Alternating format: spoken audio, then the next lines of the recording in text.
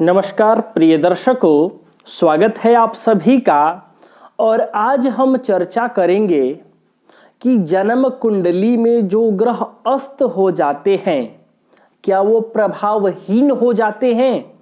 उनका फल हमारे जीवन में मिलता है कि नहीं मिलता है?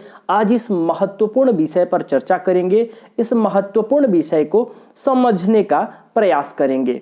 प्रिय दर्शकों, ग्रह अस्त कब होते हैं, सबसे पहले तो हम इसे समझ लेते हैं। जन्म कुंडली में ग्रह जब सूर्य के अत्यधिक निकट आ जाते हैं तो सूर्य के प्रचंड प्रकाश के आगे उनकी जो ज्योति है, उनका जो प्रकाश है वह धीमा पड़ जाता है, मंद पड़ जाता है, तो वो दिखाई नहीं पड़ते ऐसा माना जाता है और उन्हें अस्त की संज्ञा दे दी जाती है जब वो सूर्य के प्रचंड रोशनी के अंतर्गत आ जाते हैं।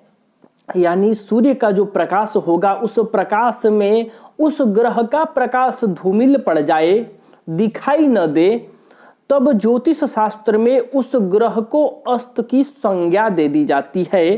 संज्ञा मतलब नाम, यानी वह ग्रह अस्त हो गया है, ये एक अस्त का नाम प्रदान कर दिया जाता है उस ग्रह को। लेकिन सवाल ये उठता है कि वो जो ग्रह अस्त हो गया है, क्या वह वास्तव में जो प्रकाशहीन हम कह रहे हैं वो पूरी तरह से प्रकाशहीन हो गया है? अब वह प्रभाव नहीं देगा, अब उस ग्रह का हमारे जीवन पर प्रभाव होगा कि नहीं होगा? वो हमारे जीवन में अपने कारकत्व और जिस भाव का वह स्वामी है, जिस भाव का वह मालिक ग्रह है, उस भाव से संबंधित फल मिलेंगे कि नहीं मिलेंगे? प्रिय दर्शकों, मैं उम्मीद करता हूं कि आप लोग यह अवश्य कभी ना कभी सोचे होंगे कि अस्त ग्रह किस प्रकार का फल देगा, अस्त ग्रह फल देगा कि नहीं देगा, अस्त होता कैसे है। तो मैं उम्मीद करता हूं कि अस्त होता कैसे है अब आप समझ गए होंगे। जो लोग जानते होंगे वो उन लोगों को भी कुछ आज नया समझने को सीखने को मिलेगा। आज हमारी चर्चा अस्त ग्रह को लेकर ही होगी विस्तार से।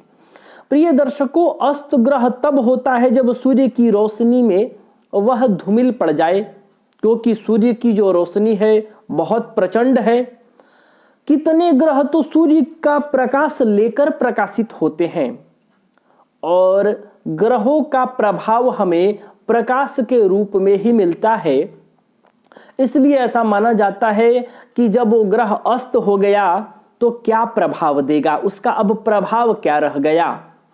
प्रिय दर्शकों, आप एक उदाहरण से समझिए।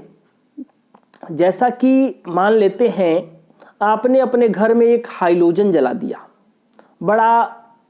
बड़ा सा बल्ब जला दिया, ज्यादा से ज्यादा वाट का बल्ब जला दिया, कोई सा भी एक उदाहरण से ले लेते हैं, और आप उस रोशनी में एक छोटा सा टॉर्च लेकर चले गए।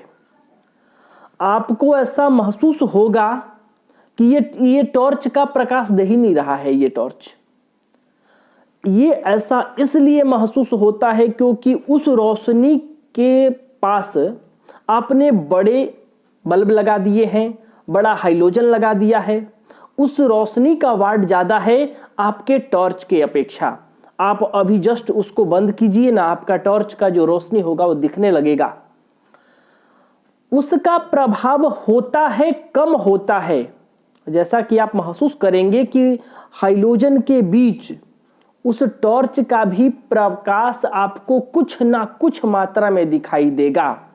तो ठीक उसी प्रकार से आप समझिए कि सूर्य के अलावा और कहीं कोई ग्रह अस्त होता ही नहीं है। सूर्य के पास ही सभी ग्रह अस्त होते हैं। तो जो अन्य ग्रहों का प्रकाश है वो सूर्य के प्रकाश के साथ, सूर्य के प्रकाश के मध्य कम पड़ जाता है, इसलिए वो अस्त हो जाते हैं। इसका मतलब है कि उनका प्रकाश कम हो गया, लेकिन वो मिट नहीं गया।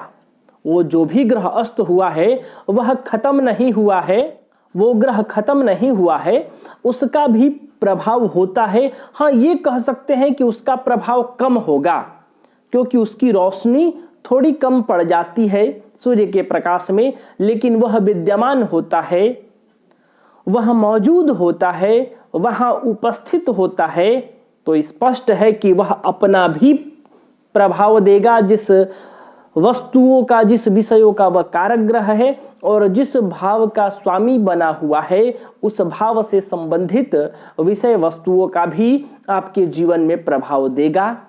उसके प्रभाव में थोड़ी न्यूनता हो सकती है, लेकिन वह प्रभाव नहीं देगा ऐसा नहीं है। अस्त ग्रह भी आपके जीवन पर अपना प्रभाव देंगे। तो प्रिय दर्शकों, मैं उम्मीद करता हूं कि आपको समझ में आया होगा कि अस्त ग्रह भी किस प्रकार से प्रभाव देंगे और उनका भी प्रभाव खत्म नहीं होता है। तो प्रिय दर्शकों, आज के लिए बस इतना ही। तब तक के लिए हमें अनुमति दीजिए। नमस्कार।